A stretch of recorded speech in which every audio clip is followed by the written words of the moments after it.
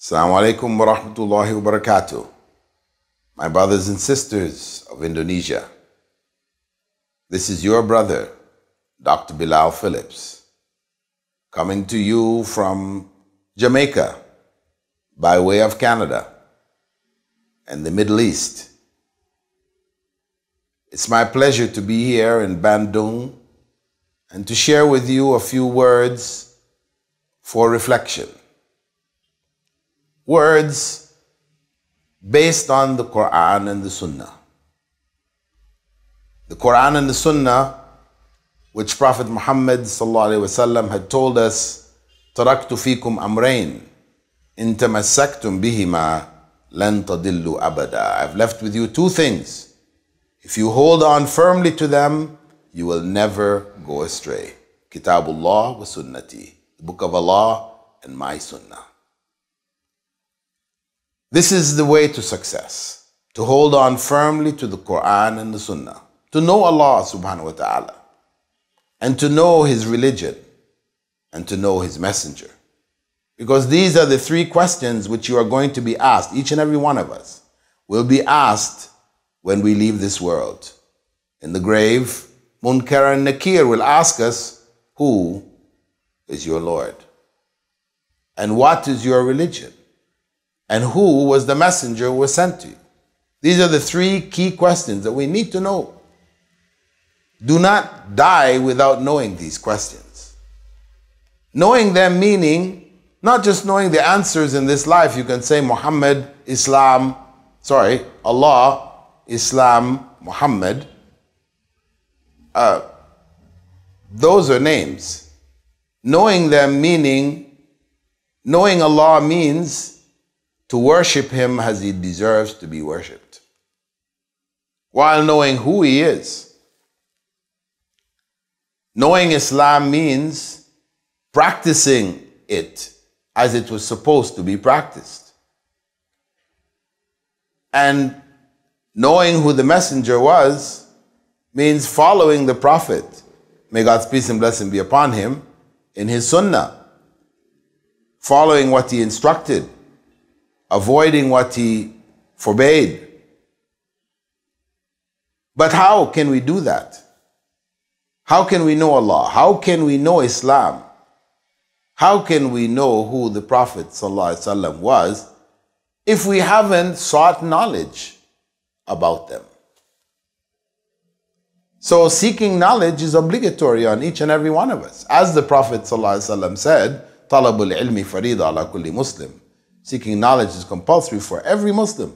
It is a religious duty on every Muslim to seek knowledge of Allah, to know who Allah is, to make sure he or she knows who is Allah. Because there are people in this world who call themselves Muslims and they really don't know who Allah is. And because they don't know who Allah is, instead of worshipping Allah alone as He alone deserves to be worshipped, they end up worshipping other human beings. People who are dead and buried. They give them fancy names and they build fancy structures over their graves, and they become places of gathering where millions come and pray useless prayers. Prayers which are going to shaitan, not going to Allah, while thinking that they're praying to Allah. So that we don't fall into that trap, or to practice Islam according to our own desires. We become Friday Muslims, we pray once a week. Or Ramadan Muslims, we are active in Ramadan with all of our practices. But the rest of the year, we're not practicing. That type of Islam is not acceptable. There's no such thing as a Ramadan Muslim or a Friday Muslim. A Muslim is a Muslim 24/7, 24 hours a day, 7 days per week. That is the Muslim. And how to be that Muslim? You must know Islam. You must know what is required of you. You must know how to make salah. You must know how to give zakah. You must know how to fast. You must know how to make hajj, etc. All of these things require seeking knowledge. And that's why the Prophet ﷺ made it obligatory that we have to seek knowledge. And knowing who the Messenger of Allah is. If we haven't studied his seerah, it's not just enough to know the facts of the seerah. He was born in this year, Amul Fil, the year of the elephant. He was raised this way. Father died, mother died, raised by his uncle.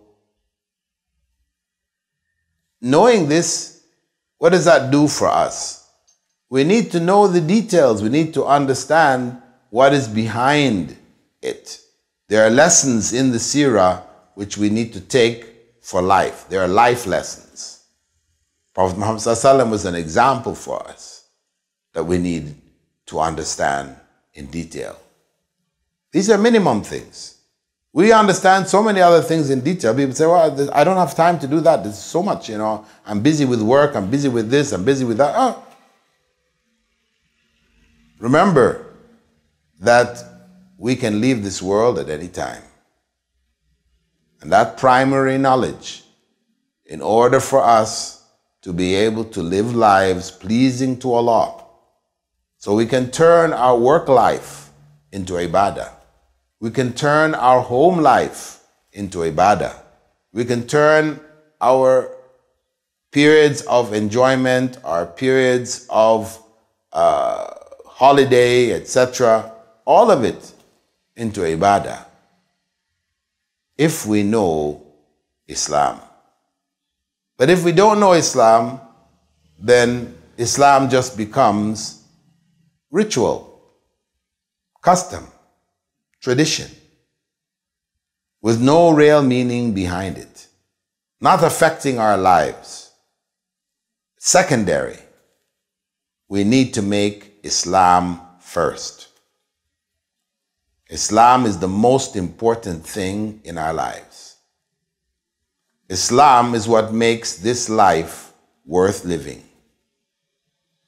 and makes the life to come achievable. So my brothers and sisters, I encourage you to use whatever opportunities are available to you to seek knowledge. Not in a haphazard way. It's no harm to get some knowledge from the internet, from the YouTube, attending lectures here and there, read a book here and there, listen to a DVD, watch a DVD. But that way of gaining knowledge is not organized. And as such, the results are going to be minimum. Your efforts that are spent, 80% of your efforts will achieve only 20% of your goal. Whereas if you study in an organized, a systematized manner, you join a program like the Islamic Online University